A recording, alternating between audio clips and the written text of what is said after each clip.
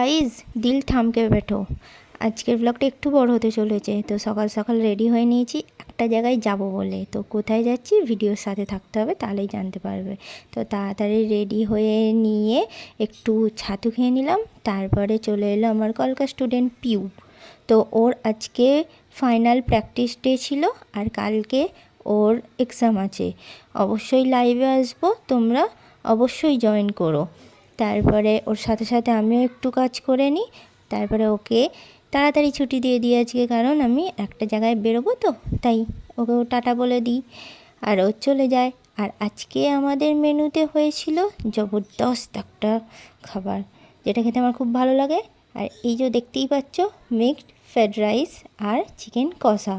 এই দুটো জিনিস আমার মা খুব ভালো বানায়।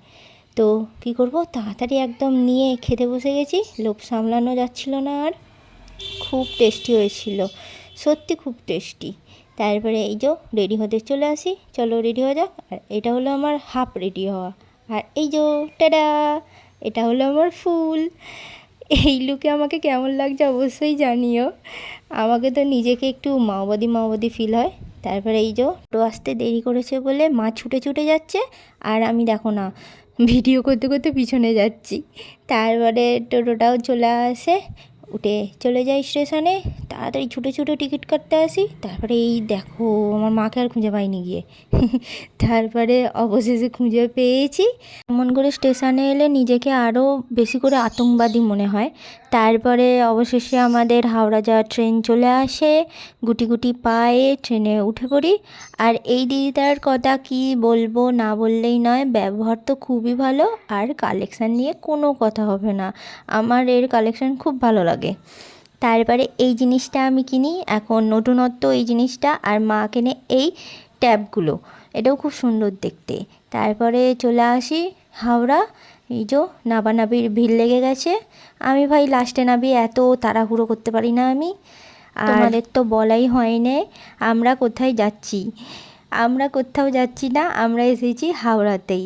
তো আসতে চলেছে আমাদের মিনিস্টার ফাটাকেষ্ট।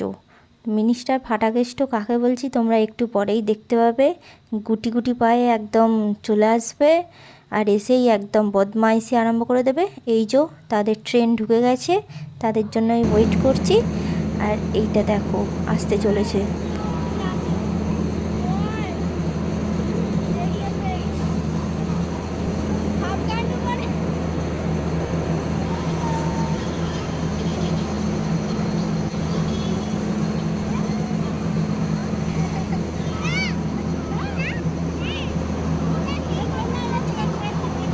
দেখেছো গাইস, এই স্বভাবটা ওর যাবে না। এই ব্যাগ ওটকানো স্বভাবটা ওর কখনো যাবে না।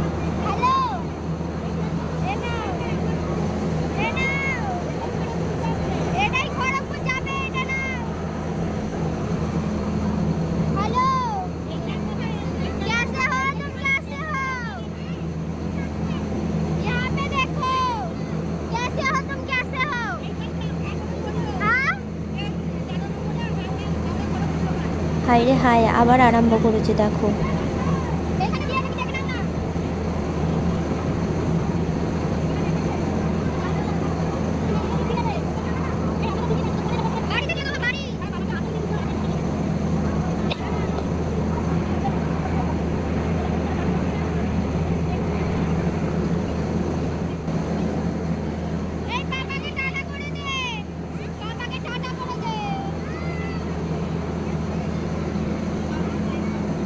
দুঃখের কথা আর কি কইব, মিনিস্টার ফাটাকেষ্টর পাপা ছুটি পায়নি এবারে।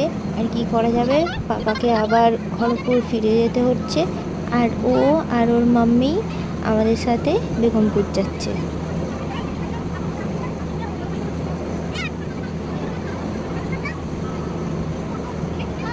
বদমাইশি কোনাটা কেমন করছে দেখতে পাচ্ছ তোমরা।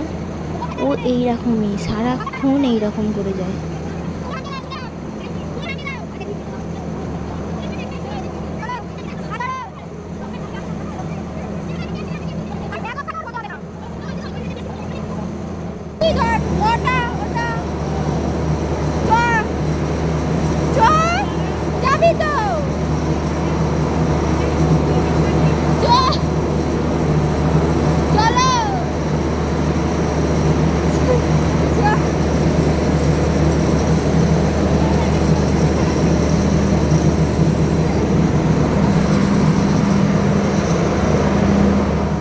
সকালবেলাই আমি পোস্ট করেছিলাম যে আমি একটা জায়গায় যাচ্ছি, তার ব্লগটা আমি খুব তাড়াতাড়ি পোস্ট করব।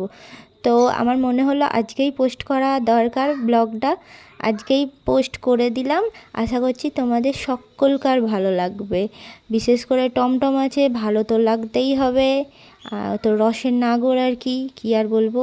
যা ওইখানে আছে, ছেড়ে দাও, যাবে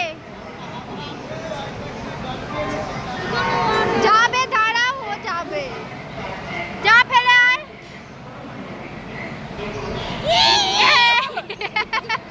চল আয়, ওকে যেমন পাঠিয়েছিস মাইরে হাত দিয়ে চড়া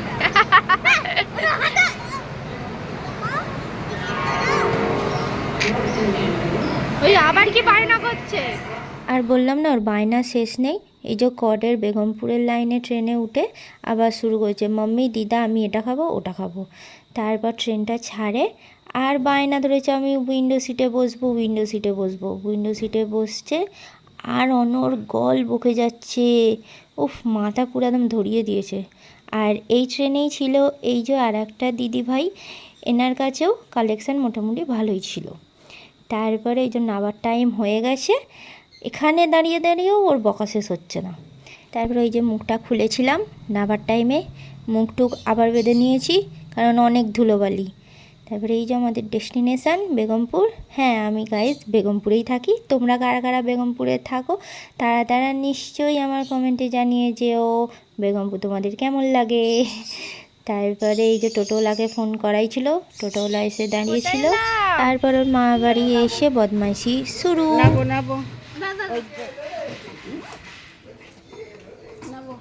বাবা ওরম করে নামতে হবে। দাদাই কয় খিললে, কয় কোথায় গেল? এই যা, এবার ভেঙে ফেলবে রে। কার বাড়ি তুই গেলি? হ্যাঁ, ভেঙে ফেললো। গাইজ এই ব্লগটা এই পর্যন্তই। আবার দেখা হবে অন্য কোনো ব্লগে। নিশ্চয়ই টমটমের আবার ভিডিও নিয়ে আসবো। ততক্ষণ পর্যন্ত টাটা।